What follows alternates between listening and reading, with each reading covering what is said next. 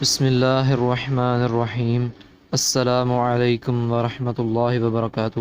آج میں آپ کے لیے شیخ سعدی کی دو حکایات لے کر حاضر ہوا ہوں، تو چلیے شروع کرتے ہیں۔ شیخ سعدی بیان کرتے ہیں، کوئی مستجاب الدعویٰ درویش کہیں سے بغداد میں آیا، حجاج بن یوسف کو اس کی اطلاع ہو گئی۔ اس نے اس درویش کو طلب کیا اور اس سے کہا، میرے حق میں کوئی دعائے خیر کر۔ درویش بولا، خدایا اس کی جان لے لے۔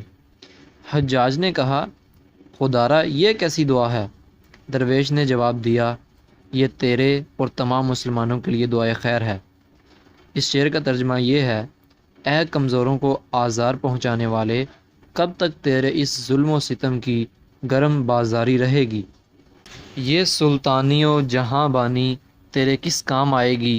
تیرا مر جانا بہتر ہے بنسبت اس کے کہ تو لوگوں کو تکلیف پہنچائے۔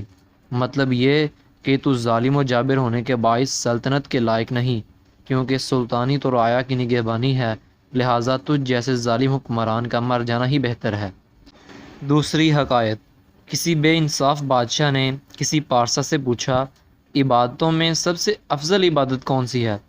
پارسا نے جواب دیا، تیرے لیے سب سے افضل عبادت تیرا دوپہر کے وقت سونا ہے، تاکہ تو اس ایک لمحے کے لیے رعایا کو تنگ نہ کرے۔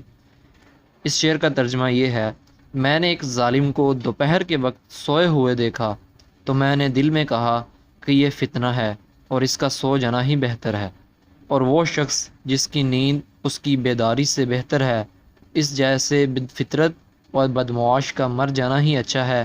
مطلب یہ کہ جو لوگ دوسروں کو اذیت پہنچاتے ہیں، ان کا مر جانا لوگوں کے لیے امن و سکون کا باعث ہوتا ہے۔